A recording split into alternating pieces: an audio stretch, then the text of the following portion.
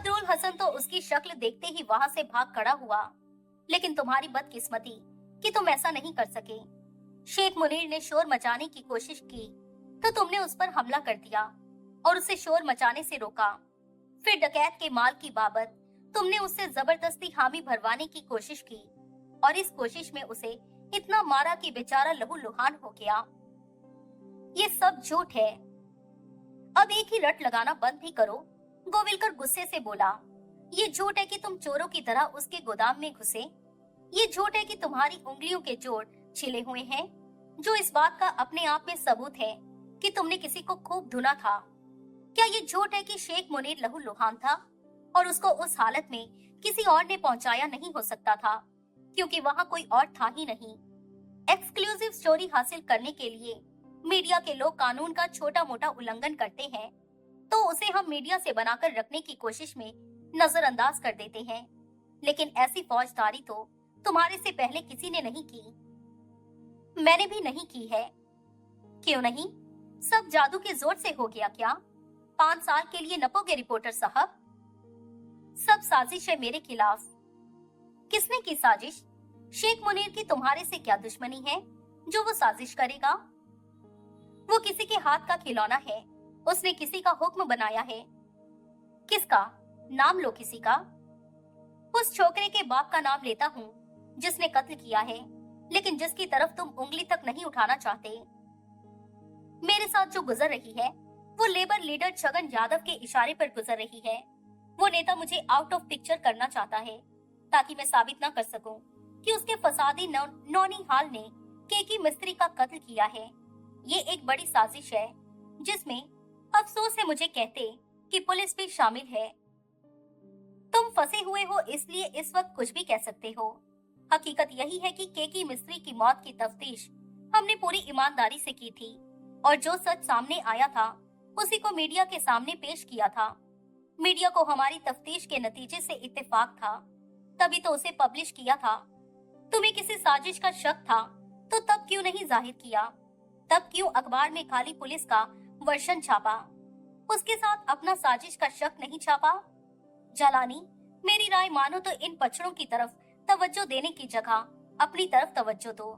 इस वक्त अपनी खैर मनाओ, क्योंकि तुम जानते हो कि तुम बुरी तरह से फंसे हुए हो। ये पुलिस का जिम्मेदार ऑफिसर नहीं बोल रहा। झालानी गुस्से से लगभग चिल्ला पड़ा। एक नेता के हाथों पूरी तरह से बिका हुआ क्रूक्ड कॉप बोल रहा है। तुम सब मिले हुए हो और पूरी बेशर्मी से बोनी जादव के हाथों हुए कत्ल पर पर्दा डालने की कोशिश कर रहे हो, और जो इस घड़ी मेरे साथ बीत रही है वो भी उसी नापाक कोशिश का नतीजा है। गोविलकर उछलकर अपनी कुर्सी से खड़ा हुआ। झालानी, वो हिंसक भाव से बोला, तूने मेरे को क्रूक्ड कॉप बोला? बराबर बोला और ठीक बोला। गोविलकर का चेहरा लाल हो गया। वो मुठ्ठियां भींचे उसकी तरफ बढ़ा। हाँ हाँ, मारो मुझे, झालानी चिल्लाया। मारो मुझे ताकि साबित हो सके कि सच तुमसे झेला नहीं गया। गोविलकर रास्ते में ठिठक गया। देर सवेर देखना, सच की चकाचौंध तुम्हें अंधा बना देगी। झूठ का मेला थोड़ी देर का होता है। कागज की नाव पर सवार हो इंस्पेक्टर साहब, डूब जाओगे। गोविलकर के मुंह से गहरी सांस निकली। वो जाकर अपनी कुर्सी पर ढेर हो गया। मैं स्टेनोग्राफर को बुलाता हूँ। अपने स्वर को भरसक संतुलित करता वो बोला, ताकि वो तुम्हारा बयान नोट कर सके। कोई जरूरत नहीं, मैं कोई बयान नहीं दूंगा। अब मैं एक लफ्ज भी तब तक नहीं बोलूंगा जब तक तुम्हारा कोई सीनियर ऑफिसर और मेरा वकील यहाँ मौजूद नहीं होगा। और मैं मांग करता हूँ कि मुझे अपने पेपर के ऑफिस में फोन लगाने दिया जाए। गोविलकर ने कॉल बेल बजाई। जवाब में हवलदार वहां पहुंचा तो उसने हुक्म दिया, इसे लॉकअप में बंद कर दो। लोटस गार्डन से बाहर आकर नवलानी ने अनूप दीक्षित को फोन लगाया। नवलानी बोलता हूँ, वो बोला। लोटस गार्डन हो आए क्या? दीक्षित ने पूछा। कारमेलो मिला क्या? हाँ मिला। कुछ काम बना? कुछ ही बना, मुकम्मल नहीं बना। क्या मतलब? ये जान के भड़क गया कि मैं कोई टैलेंट स्काउट नहीं, प्राइवेट डिटेक्टिव था। भड़कने से पहले खाली इस बात की तस्दीक की कि शुक्रवार रात को लारा रोबेलो की परफॉर्मेंस लोटस गार्डन में थी। बाकी उसे कुछ याद नहीं था। आई सी। लारा रेबेलो के नाम से तुम्हारे जहन में अभी भी कोई घंटी नहीं बची क्या? भाई सच पूछो तो जब से तुमने वो नाम लिया है, जाने अनजाने में उसी के बारे में सोच रहा हूँ। लेकिन सूझा कुछ नहीं ना? सूझा क्या? नाम सुना सुना सा लगा। क्यों लगा? वजह तो कोई नहीं सूझी। ऐसा तो नहीं कभी तुम उसके एजेंट रहे हो? नहीं, ऐसा होता तो नाम सुनते ही उसकी बाबत मुझे सब कुछ याद आ गया होता। इस मामले में मेरा मगज कंप्यूटर से कम नहीं। जैसे कंप्यूटर में बटन दबाओगे तो सब डाटा निकल आता है, वैसे ही मेरा मगज काम करता है। खाली नाम से वाकिफ हूँ मैं। हो सकता है कभी मेरे से मिली हो, लेकिन इतना मेरे को पक्का है कि मेरी क्लाइंट कभी नहीं थी। किसी की तो होगी। क्या मतलब? जैसे तुम एंटरटेनमेंट ट्रेड में लगे कई कलाकारों के एजेंट हो, वैसे इस लारा रेबेलो का भी तो कोई एजेंट होगा। हाँ होगा तो सही। और जैसे तुम अपने कलाकारों का बायोडाटा अपने रिकॉर्ड में रखते हो, वैसे इस लारा रेबेलो का बायोडाटा उसके एजेंट के पास होगा। मैं समझ गया तुम्हारी बात। होल्ड करो, मैं मालूम करने की कोशिश करता हूँ कौन है उसका एजेंट। Thank you. लंबा होल्ड करना पड़ सकता है। कोई वांदा नहीं, या थोड़ी देर बाद फोन लगाओ। नहीं, मैं होल्ड ही करता हूँ। ठीक है।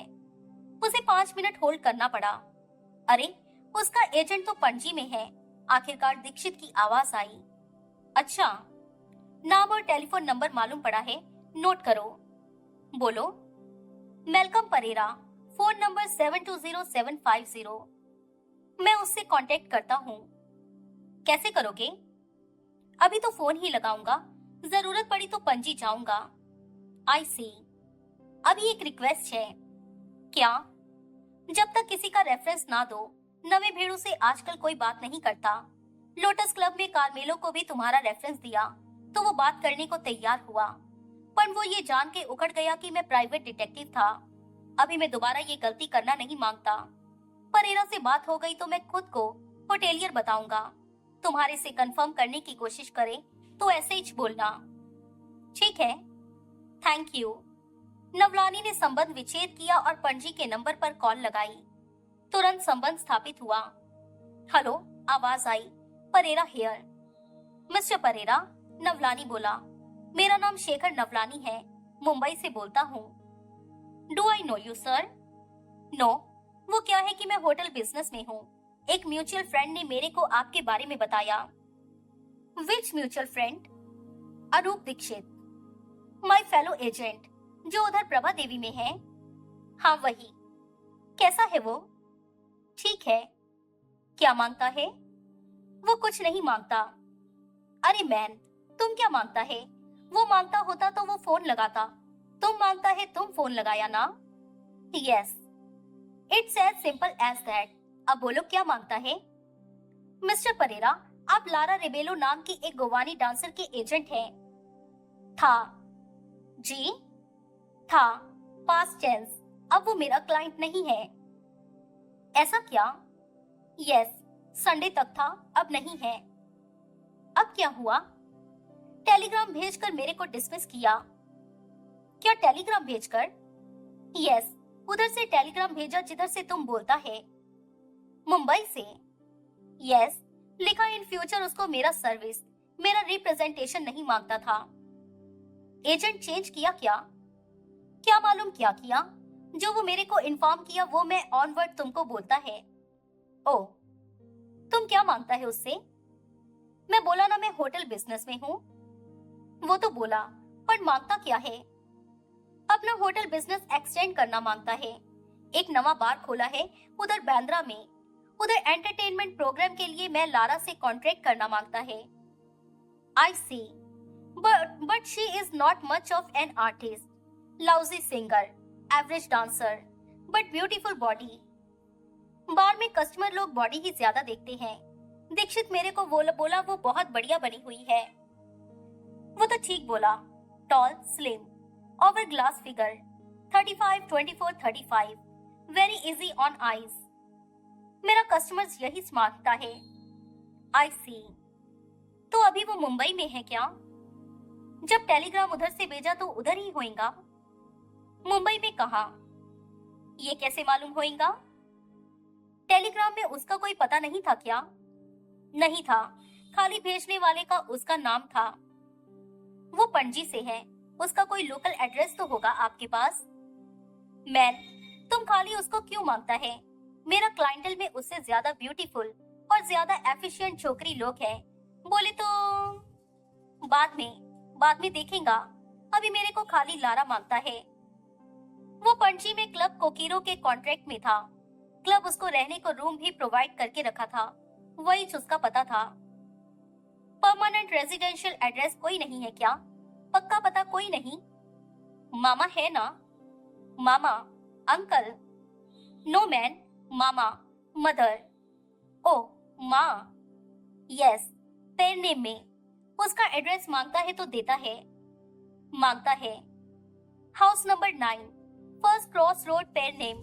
Telephone number 643329। Thank you mister Perera, thank you very much. You are welcome. कोई और आर्टिस्ट मांगता हो तो बोलेगा, डेफिनेटली बोलेगा। Thanks a lot. उसने संबंध विच्छेद किया और पेर नेम का नंबर डायल किया। कोई जवाब नहीं मिला। पता नहीं नंबर खराब था या घर पर कोई नहीं था। बहरहाल लड़की को तलाशने का एक मजबूत जरिया हाथ में आ चुका था। शाम होने को थी जबकि एक हवलदार ने आकर लॉकअप का दरवाजा खोला। उठ बेड़ो, वो झालानी से बोला, कोई तेरे से मिलने आयला है। झालानी उठा और हवलदार के साथ हो लिया। हवलदार उसे एक छोटे से कमरे में लाया जिसमें खाली एक लकड़ी का बेंच पड़ा था। बेंच पर उसका सिटी एडिटर अजीत दत्त बैठा था। हवलदार ने कमरे में दाखिल होने की कोशिश नहीं की। उसने झालानी के पीछे दरवाजा भिड़का दिया। झालानी बेंच पर अजीत दत्त के पहलू में जा बैठा। बड़े नर्वस भाव से उसने एक सिगरेट सुलगाया और अजीत दत्त की तरफ देखा। क्या पंगा किया झालानी? वो शिकायत भरे स्वर में बोला। मुझे तुम्हारे से ऐसी बदअक्ली की उम्मीद नहीं थी। बॉस, जो होना होता है वो होके रहता है, लेकिन ऐसी हरकत, स्टोरी के लिए बहुत कुछ करना पड़ता है boss. But breaking and entering सब झूठ है। अगर मैं कहूँ कि शेख मुनीर ने मुझे खुद वहां बुलाया था तो कैसे चलेगा? वो बोलेगा उसने नहीं बुलाया था। So what? It's his word against my word. अपनी बात के दावेदार तुम अकेले हो। उसकी मुखालफत करने वाले, उसे झुटलाने वाले दो हैं।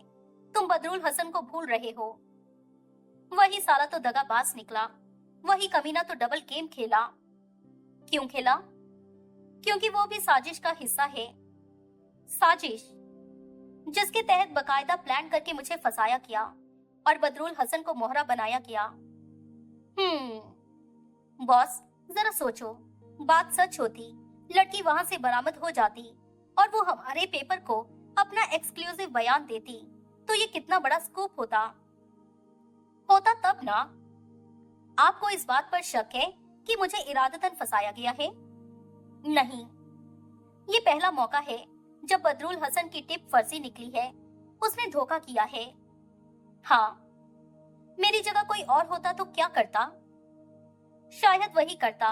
एक गहरी सांस लेता अजीत दत्त बोला, जो तुमने किया। तो फिर? अजीत दत्त ने उत्तर नहीं दिया। अब पोजीशन क्या है? तुम्हारे खिलाफ केस दर्ज हुआ है। ऐसा केस दर्ज हुआ है जिसमें बेल मुश्किल से होती है। केस झूठा है सर। उसको दो गवाहों का इकबालिया बयान सच्चा बनाता है। बदरुल हसन कहता है कि तुम चोरों की तरह इमारत में घुसे थे। शेख मुनीर कहता है उसने तुम्हें ताला तोड़कर गोदाम में घुसा पाया था। ऊपर से उसका मेडिकल हुआ है और ऐसा करने वाला डॉक्टर अपने सर्टिफिकेट में कहता है कि वो गंभीर रूप से घायल है। कौन डॉक्टर? डॉक्टर किशोर पारेख। वो तो ऐसा कहेगा ही। केस की लिपापोती की खातिर रिश्वत खाने वालों में वो भी है। तभी तो उसने पोस्टमार्टम रिपोर्ट में हेराफेरी की। झालानी, ये ऐसी बातें करने का वक्त नहीं है, ना ही ये ऐसी बातें करने के लिए मुनासिब जगह है। मुझे यहाँ से बाहर निकालो ताकि मैं अपनी रिपोर्ट बना सकूं और उसे छपने के लिए पेश कर सकूं। अभी ये मुमकिन नहीं। क्या मुझे यहाँ से बाहर निकालना या रिपोर्ट का छपना? दोनों। क्या? रिपोर्ट में अभी दम नहीं है, लेकिन मैं साबित कर सकता हूँ कि सुनो सुनो, लड़की के वजूद की अभी भी कोई तस्दीक नहीं है। पोस्टमार्टम की रिपोर्ट में हेराफेरी की गई है। इसे साबित करने का कोई जरिया नहीं। क्यों जरिया नहीं? मोर्ग का वो कर्मचारी जिसने तुम्हें टिप दी थी? हाँ, लंबी छुट्टी पर है। जब उपलब्ध होगा तो तुम्हारी शक्ल पहचानने से इनकार कर देगा। इंस्पेक्टर गोविलकर कहता है कि उसे डॉक्टर पारेख ने एक ही रिपोर्ट भेजी थी। उसने इस बात को किसी बेवड़े की बकवास कहकर खारिज कर दिया है कि उसे पहले एक रिपोर्ट भेजी गई थी, आनन फानन वो वापस मंगवाई गई थी और फिर दूसरी रिपोर्ट भेजी गई थी। सब झूठे हैं, सब मिले हुए हैं सर। अभी अपने लेटेस्ट धमाके की भी सुनो, कैसे फूंक निकाली गई है। तुम ये साबित कर सकते हो कि शनिवार रात को डॉक्टर किशोर पारेख लाश के मुआयने के लिए ग्रांट रोड नहीं गया था, क्योंकि उस घड़ी वो पूना में इंडियन मेडिकल एसोसिएशन की एक डिनर पार्टी में शरीक था। ठीक है ना? हाँ। सब इंस्पेक्टर गोखले कहता है तुमसे नाम सुनने में गलती हुई थी। जो डॉक्टर मौकाए वारदात पर पहुंचा था वो पीआर किशोर था। पीआर किशोर? झालानी अचकचाया। प्रीतम राय किशोर। बदकिस्मती से ऐसे कामों के लिए पुलिस के पैनल में सच में पीआर किशोर नाम का एक डॉक्टर है और वो कहीं भी खड़ा होकर ये हल्फिया बयान देने को तैयार है कि शनिवार रात को अपने एक असिस्टेंट के साथ लाश के मुआयने के लिए वो ग्रांट रोड पहुंचा था, ना कि डॉक्टर किशोर पारेख। उसका असिस्टेंट अपने बॉस के बयान की तस्दीक करता है। इस बाबत कैसी भी जवाबदेही के लिए दोनों किसी को भी उपलब्ध है। ब्लडी हेल, इसका मतलब है मेरी तमाम मेहनत बेकार गई? बेकार तो नहीं गई, लेकिन अभी किसी काम की नहीं। तुम अब बात को यूं समझो कि अभी तक तुमने जो डैमेज किया उसकी दुश्मनों ने मरम्मत कर ली और तुम कोई आइंदा डैमेज कर सको इस काबिल उन्होंने तुम्हें छोड़ा नहीं। लिहाजा आप तो ये मानते हैं कि मैं एक व्यापक षड्यंत्र का शिकार हुआ हूँ? मानता हूँ, लेकिन तुम्हारी बदकिस्मती से, तुम्हारी क्या एक्सप्रेस की बदकिस्मती से उस षड्यंत्र का ताना बाना इतनी मजबूती से बुना गया है कि उसमें फंसे हुए अब तुम फड़फड़ा ही सकते हो और कुछ नहीं कर सकते। मैं नहीं कर सकता तो मेरी जगह कोई दूसरा तो ले सकता है। एक्सप्रेस में मैं इकलौता रिपोर्टर तो नहीं, मेरे काम को कोई दूसरा भी तो आगे बढ़ा सकता है। अपना काम तुम ही करोगे। ऐसा क्या? हाँ, तुम्हारी जानकारी के लिए एक्सप्रेस ने मुंबई का सबसे बड़ा वकील तुम्हारे लिए किया है और इस वक्त जैसे मैं यहाँ बैठा तुमसे बात कर रहा हूँ, वैसे हमारा चीफ एडिटर पुलिस हेडक्वार्टर में बैठा पुलिस कमिश्नर से बात कर रहा है। चीफ क्या करेगा? चीफ ये सुनिश्चित करेगा कि कल जब कोर्ट में तुम्हारी बेल की अर्जी लगे तो इस थाने के लोग उसमें कोई अड़ंगा ना लगाएं। कल? कल बोला क्या? हाँ। तब तक मेरा क्या होगा? झालानी, रात तो तुम्हें लॉकअप में ही काटनी पड़ेगी। ओह नो मेरे भाई, इसे तुम अपनी डिटेंशन का मिनिमम पीरियड समझो। अच्छा झालानी, मुझे तुम्हारी बात से पूरा इत्तेफाक है कि जो साजिश हो रही है वो लेबर लीडर छगन यादव के इशारे पर हो रही है, जो कि अपने बेटे को किसी भी कीमत पर बचाना चाहता है। लेकिन मेरे इत्तेफाक जाहिर करने से ही बात नहीं बनती। क्या मतलब? झलानी सक पकाया। देर सवेर बेल तो तुम्हारी हो ही जाएगी, लेकिन आजाद होकर तुम इस साजिश का पर्दाफाश नहीं कर पाए, इसमें छगन यादव का हाथ साबित नहीं कर पाए, तो भाई समझ लेना कि तुम्हारी नौकरी खतरे में है। क्या? तुम्हारे हाथों हुई अपनी दुर्गत को हाईलाइट करने के लिए? मेरे हाथों नहीं। आई नो, लेकिन वो तो यही कहता है ना। तुम मेरी बात सुनो पहले। तुम्हारे हाथों हुई अपनी दुर्गत को हाईलाइट करने के लिए शेख मुनीर ने एक ऐसे अखबार का सहारा लिया है जो हमारा प्रतिद्वंदी है। वो जब इस चोरी को छापेंगे तो उसमें तुम्हें इस चोरी का बहुत बड़ा विलेन साबित करके दिखाएंगे और हमारे रिपोर्टर की कथित करतूतों को बढ़ा चढ़ा के बयान करके हमें बदनाम करने में कोई कसर नहीं छोड़ेंगे। वो बदनामी अगर एक्सप्रेस को झेलनी पड़ी तो वार्निंग है तुम्हें, उसका ठिकरा तुम्हारे सिर फूटेगा। लिहाजा मुझे दो तरफा मार पड़ेगी। अब मैं क्या कहूँ? अच्छा फिट किया झालानी को। चलता हूँ। 8 बजने से थोड़ी देर पहले जीत सिंह अपोलो पायर रोड पहुंचा, जहाँ की यॉट क्लब थी। ठीक 8 बजे एक सफेद रंग की जैन वहां पहुंची। जिसकी ड्राइविंग सीट पर उसे नवलानी बैठा दिखाई दिया। नवलानी ने कार को कंपाउंड में ले जाकर रोका और बाहर निकला। वो क्लब की इमारत की ओर बढ़ा तो जीत सिंह झिझकता सा उसके सामने जा खड़ा हुआ। सलाम बोलता है साहब, वो बड़े अदब से बोला। अरे जीत सिंह, नवलानी बोला, कब से हो यहाँ? अभी आया साहब। मेरे से मिलने? हाँ साहब। क्या कोई खास बात? साहब है भी और नहीं भी, फिर सोचा शायद आपके पास कोई बात हो मेरे को बोलने के वास्ते। आओ भीतर चल के बैठते हैं। साहब ये हाई क्लास जगह है, मैं साथ है ना, आओ। जीत सिंह झिझकता हुआ उसके साथ हो लिया।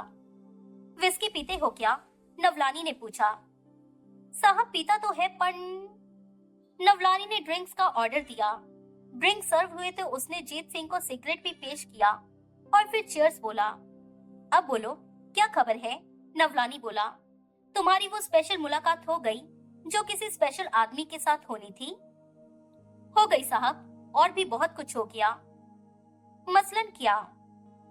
वो भीड़ू मेरे से मर्डर ही कराना मांगता था। था कौन वो? नाम नहीं बोला, खाली कामरेड बोला, पर मेरे को मालूम वो कौन था। कौन था? छगन जाधव। बोनी जाधव का बाप? हाँ वही। क्या तुम पहचानते थे उसे? नहीं साहब, कभी शक्ल नहीं देखी थी, ना असल में ना छापे में। वो भी नाम नहीं बताया, खाली बोला कामरेड। तो फिर कैसे जाना वो छगन जाधव था? साहब अब इतना भी तो घोंचू नहीं मैं। छापे में केकी की खबर के साथ बोनी जाधव के बाप का नीरा जिक्र था, जो कि गोदी कर्मचारियों की यूनियन का प्रधान था। वो कामरेड साहब मेरे को खुद बोला कि वो पिछले 17 साल से अलेक्जेंड्रा डॉक वर्कर्स यूनियन का प्रधान था। इतना बोल देने के बाद उसका ये बोल देना किधर जरूरी था कि वो छगन जाधव था? जरूर उसे मालूम नहीं होगा कि तुम ही वो शख्स थे जो उसके बेटे की शनिवार रात की बिग बॉस की हरकतों के गवाह भी थे। मालूम होगा साहब, डिब्बा उन लोगों की तरफ है, वो सब बोला होगा। तो अभी तक तुम्हारी कोई खबर क्यों नहीं ली गई? ली गई ना साहब, आप भूल गया साहब। कल बोला तो था कि बड़ा बटाटा पहुंचा था मेरे को धमकाने के लिए और कामयाब होकर गया था। मेरे को बिल्कुल ही अपनी तरफ करने को वो मेरा एक पार्टी भी किया। क्या कहने? अभी और खबर लेने का होगा तो तब लेंगे जब अपना काम करा कर लेंगे। क्या करेंगे? साहब जिस आदमी को टपकाने का है उसकी लाइफ पर वो लोग पहले एक घात लगाया पर कामयाब नहीं हुआ। फिर फेल हुए भेड़ों की लाश समंदर में तैरती पाई गई। मेरे को लगता है कि जब मैं उनका काम कर देगा तो मेरे साथ भी ऐसा ही कुछ होगा। तुमने हामी बोल दी क्या? पहले नहीं बोली साहब, साफ नक्की किया। साफ बोला मर्डर नहीं, पर वो इंस्पेक्टर गोविलकर मेरे पर ऐसा प्रेशर बनाया कि हाँ बोलना पड़ा। क्या किया उसने? जीत सिंह ने सब बताया। झूलेलाल, सुनकर आंखें फैलाता नवलानी बोला, ऐसा खतरनाक पुलिसिया है वो? घायलों को मार मार कर अधमरा कर दिया साहब, उससे मन माफिक बयान निकलवा लिया। दूसरा भीड़ू तागड़े तो वैसे ही मेरे खिलाफ गवाह बनने को तैयार हो गया। अब मैं क्या करेंगा साहब? कामरेड का काम नहीं करेंगा तो गोविलकर मेरे को फांसी चढ़वाकर मानेगा। काम करेंगा तो आइंदा कामरेड और पुलिस दोनों के हाथों की कठपुतली बन के रहना पड़ेगा, बशर्ते कि तुम्हारी लाश समंदर में तैरती ना पाई जाए। उसका भी पूरा चांस है साहब। कत्ल किसका कराना चाहता है लीडर साहब? वो भी उसी जैसा यूनियन लीडर है जो आने वाले इलेक्शन में उसकी कुर्सी हथियाना मांगता है। कामरेड बोलता है वो भाई लोगों का पिट्ठू है और उसे अंदेशा है कि वो जीत के रहेगा। हार से बचने के लिए उसको रास्ते से हटाना जरूरी। कामरेड के आदमी ये काम नहीं कर सकते क्योंकि पिछली फेल हुई कोशिश की वजह से सब पुलिस की निगाहों में। सुपारी लगाना नहीं मांगता क्योंकि जीत सिंह नाम का पुलिस की डुगडुगी पर नाश्ता बंदर काम फ्री में करके देगा। क्या सांप छछूंदर जैसी हालत की है साहब तकदीर ने। सब ठीक हो जाएगा। क्या ठीक होएगा साहब? नाम क्या है उस शख्स का? George Davis. अगर उसे खबरदार कर दिया जाए, अगर उसको गुमनाम टिप दे दी जाए कि कैसे शुक्रवार शाम को उसका खून होने वाला था, तो गोविलकर 1 सेकंड में समझ जाएगा कि ऐसा मेरे सिवाय कोई नहीं कर सकता था। फिर वो जो घायलों को तो अधमरा करके बख्श दिया, मेरे को तो पूरा मार डालेगा। ठीक कह रहे हो, गिलास खाली करो और मंगाएं। बस साहब। अरे किधर बस, एक से क्या बनता है। जीत सिंह ने गिलास खाली किया। वेटर ने ड्रिंक्स रिपीट किए। अब आप कुछ बोलो साहब। कल शाम इसी वक्त यहीं झालानी से मेरी लंबी बातचीत हुई थी। उसकी अब तक की तफ्तीश तुम्हारी बात की तस्दीक करती है कि केकी मिस्त्री का कत्ल हुआ था। तो कातिल गिरफ्तार कब होएगा साहब? अभी तो मुश्किल है। काहे साहब? दुश्मन भारी पड़ रहा है। जो बात भी उन लोगों को अपने खिलाफ जाती दिखाई देती है, वो हाथ के हाथ उसकी मरम्मत कर लेते हैं। ऊपर से अखबार पर सियासी दबाव आ रहा है। फिर तो केकी का इंसाफ मत हुआ। ऐसी कोई बात नहीं, मुश्किल काम में अड़चनें बराबर आती हैं, लेकिन ये नहीं कि वो होता ही नहीं है। साहब, वो गुमशुदा लड़की वही तुरुप का पत्ता है जो दुश्मनों के खिलाफ खेला जाएगा तो उनके तमाम पत्ते पिट जाएंगे। और गुड न्यूज ये है कि उस लड़की का कुछ सुराग मैंने निकाला है। अच्छा साहब, मेरी तफ्तीश से मुझे लगता है कि वो मरी नहीं है, वो जिंदा है, लेकिन दुश्मनों के कब्जे में है। कैसे लगता है साहब? पणजी में लड़की का मैल्कम परेरा नाम का एजेंट है। वो बोलता है इतवार को उसे लड़की की टेलीग्राम मिली थी, जिसके जरिए उसने उसे खबर की थी कि अब वो उसके क्लाइंट नहीं थी। इसका क्या मतलब हुआ साहब? एजेंट को नक्की किया? हाँ। क्यों? ताकि वो उसका तलाश करने की, उससे कांटेक्ट बनाने की कोशिश ना करे। क्या दुश्मनों ने उससे ऐसी टेलीग्राम भिजवाई? उसके नाम से खुद भेजी। टेलीग्राम पाने वाले के पास ये जानने का कोई जरिया नहीं होता कि टेलीग्राम उसी ने भेजी थी, भेजने वाले की जगह जिसका नाम लिखा था, या उसके नाम से किसी दूसरे ने भेजी थी।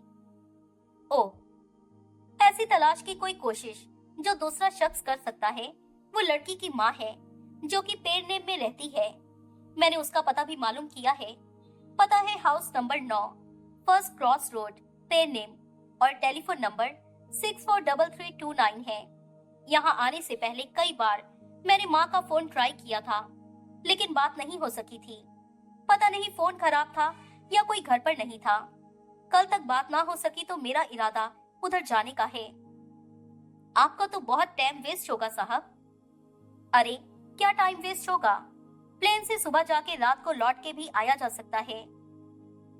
बहुत रोकड़ा खर्च होएगा साहब। एक तो आप फीस नहीं लिया, ऊपर से ऐसे जो खर्चे होंगे वो मैं चार्ज कर लूंगा। फिर ठीक है। लड़की का नाम नहीं पता लगा साहब? लगा ना, लारा रेबेलो नाम है उसका। पणजी में जिस क्लब में वो काम करती है उसका नाम क्लब कोकीरा है। एजेंट की तरह माँ को क्या बोला गया होगा साहब? कहना मुश्किल है, बात होने पर ही पता चलेगा। क्या माँ को भी टेलीग्राम? जरूरी नहीं। माँ की तसल्ली का उन लोगों ने कोई और जरिया निकाला हो सकता है। साहब, मैं कल आपको फोन लगाएगा, फिर बोलना माँ क्या बोली। ठीक है, सुबह 10 बजे घर पर लगाना। क्या पता माँ को मालूम हो कि बेटी किधर थी? उम्मीद नहीं, लेकिन कोई ऐसा अंदाजा फिर भी हो सकता है जिससे हमें लड़की का कोई सुराग लग सके। समझा साहब। साहब, आप मेरे को इतना आदर मान दिया, बराबर बिठाकर विस्की पिलाया, इसलिए हौसला करके एक रिक्वेस्ट करता है। क्या? वो यूनियन लीडर के मर्डर वाली बात किसी को बोलने का नहीं है। उसमें अभी टाइम है। क्या पता किसी तरीके से वो काम टल ही जाए। ठीक है, अब मैं जाता है साहब। अरे, ड्रिंक और नहीं लोगे क्या? नहीं साहब, अभी जाता है। जरूर, एक आखिरी बात सुन के जाओ। बोलो साहब। झालानी को अब खबर है कि उसको गुमनाम फोन कॉल तुमने लगाई थी, इसलिए अब तुम्हारा उससे कन्नी काटना जरूरी नहीं। कभी आमना सामना हो जाए तो उससे बेखौफ मिलना। वो उतना ही तुम्हारी तरफ है जितना कि मैं। जानकर अच्छा लगा साहब, थैंक यू बोलता है। जीत सिंह वहां से रुखसत हुआ। नवलानी तुलसी पाइप रोड पर लोकमान्य हाउसिंग सोसाइटी में अपनी पत्नी और 3 बच्चों के साथ रहता था। सोसाइटी के ए ब्लॉक में दूसरी मंजिल पर उसका फ्लैट था, जिसमें ड्राइंग, डाइनिंग के अलावा 2 बेडरूम थे।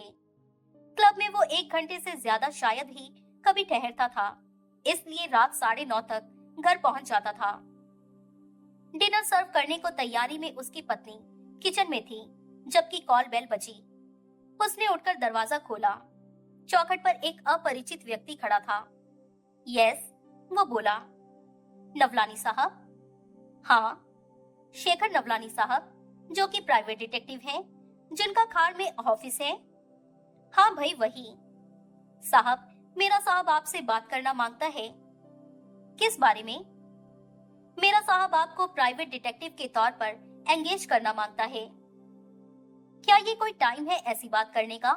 अपने साहब को बोलो कल सुबह 10:30 बजे ऑफिस में आए।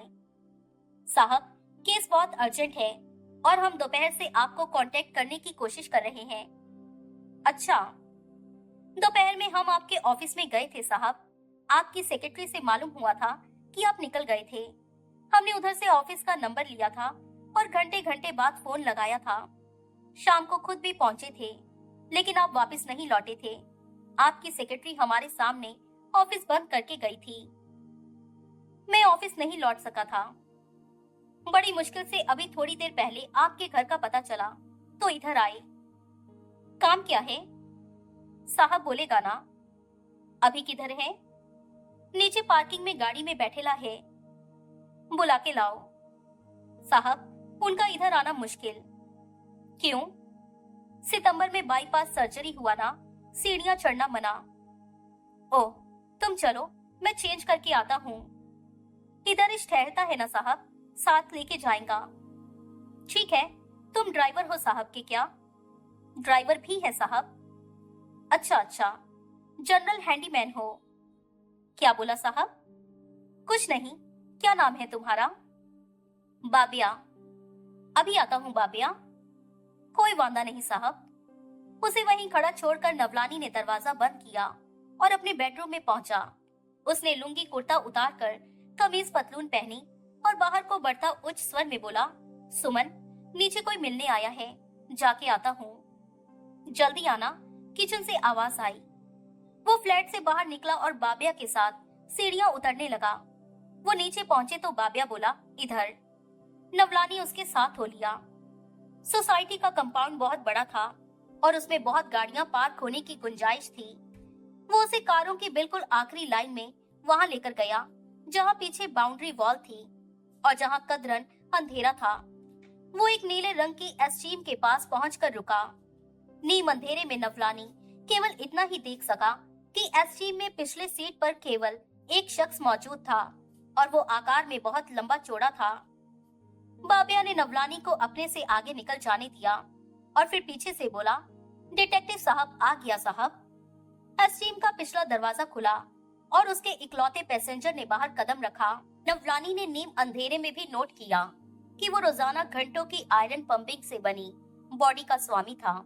उसकी ठोड़ी पर कट का निशान था और दाईं आंख के नीचे मोटा मस्सा था। हैरानी थी, उसने मन ही मन सोचा कि ऐसी चौकस तंदुरुस्ती वाले शख्स को भी बाईपास सर्जरी करानी पड़ी थी।